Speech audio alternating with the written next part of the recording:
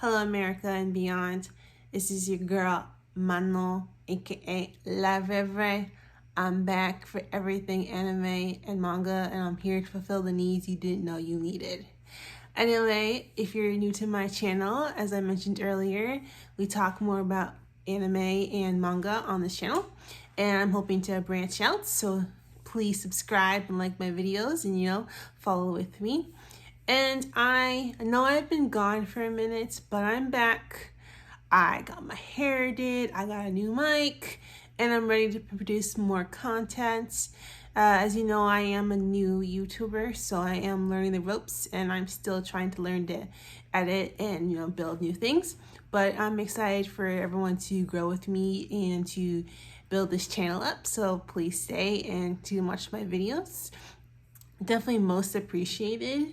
So yes, today we're going to talk about something extremely important, and that is spring anime. All the awesome series that are coming out look really good, and I'm going to talk about my favorite top 5 that I'm really looking forward to. These are going to be a mix of series that I've already seen, previous seasons that are coming out with a new season, and then also new shows that are coming out as well, just to kind of give you a taste of what I like and hopefully, find something you like. So the first anime that I'm really looking forward to is Yasuke, which is coming out on April 29th on Netflix. And so let me tell you, at first, for Netflix to say they're going to start investing like how many billions into original anime, I was a bit skeptical. Don't get me wrong, I love my Netflix, I love my original series, but anime is a thing that's very special to my heart, so I didn't want them, messing it up. But they've been releasing a lot of bangers, so I'll give them that. And then also, they're very much down with the culture, having a lot of more series with Black protagonists and Black characters, so I'm gonna give them a pass. This anime looks epic. Just so you know, so the series is about Yasuke, who's like the legendary Black African samurai who, history kind of forgot.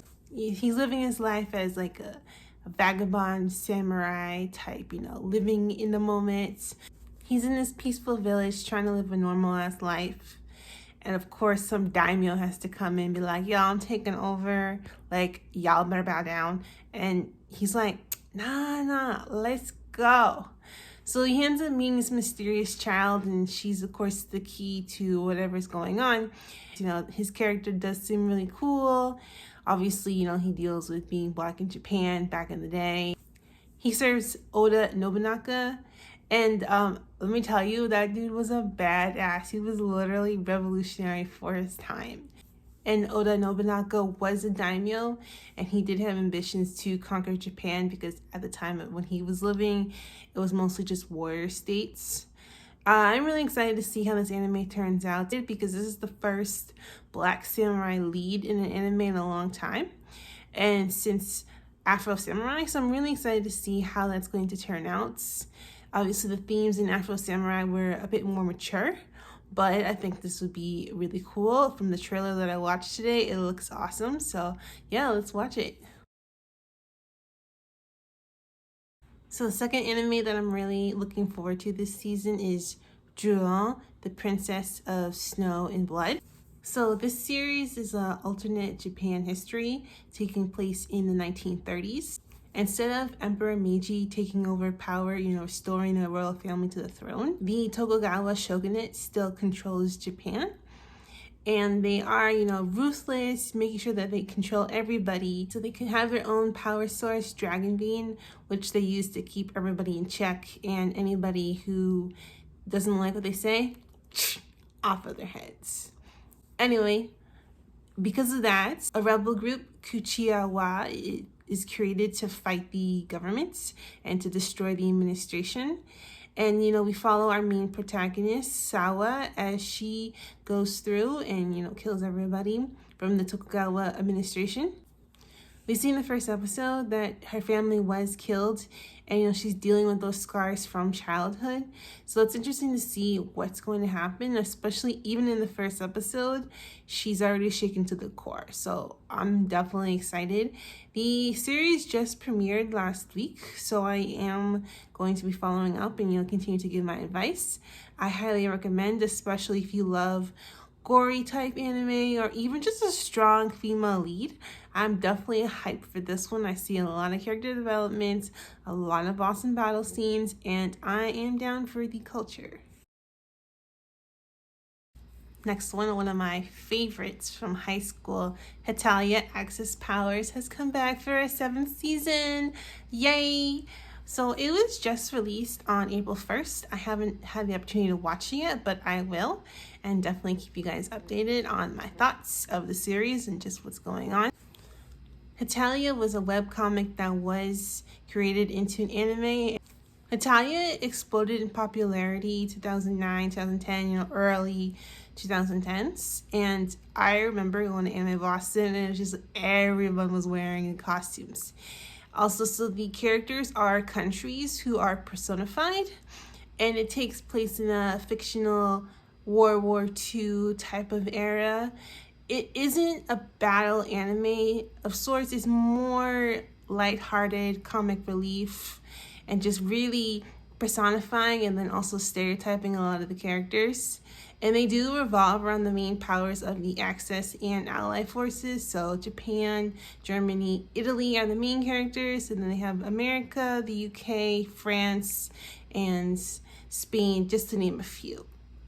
It's really cute. I love the characters. It's adorable, and I highly recommend.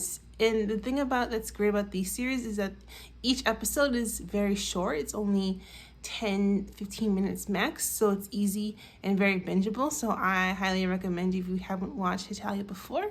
It's something easy to get into. Another one that's already in serialization, but I absolutely love, is My Hero Academia Season 5.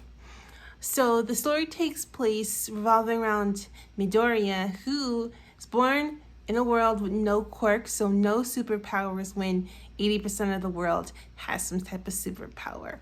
So obviously he feels very ostracized and very alone in his attempt because he idolizes All Might, the #1 hero. But unfortunately, he doesn't have power. And when he tries out for the top hero school in the country, all odds are stacked against him. And everyone thinks he has no power. What is he doing here? But luckily, he does gain power from one way or another. And he does enter into the school, and he tries his hardest to be the best possible hero that he can be. And I know this sounds a bit cliche from other animes where there is some boy, he's powerless, he gains power, he just destroys everything. But I highly recommend it. It's a great series. The actions are awesome. The characters are cute and lovable. And then what I really like the most as well is that the female characters in the anime are really strong and very much worth their mark. They're not just support characters, but they are heroes and they are there for the fights. And honestly, each season gets better and better. I'm really excited. I won't spoil anything, but there are major changes that have happened over the past 2 seasons that really shocked the worlds and the whole school, the UA Academy. So we're excited to see what's going to happen. And then with all the villains that are in this series, they, pose a serious threat. So I'm excited to see what's going to go with that.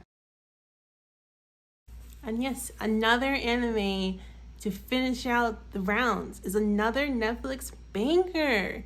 I'm telling you guys, I'm really surprised how Netflix is producing top quality anime. This was not a thing 5 years ago.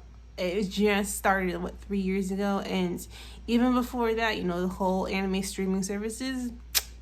Anyway, last pick of the day is Megalo Box Season 2. Oh my god, I'm not really much of a sports anime fan.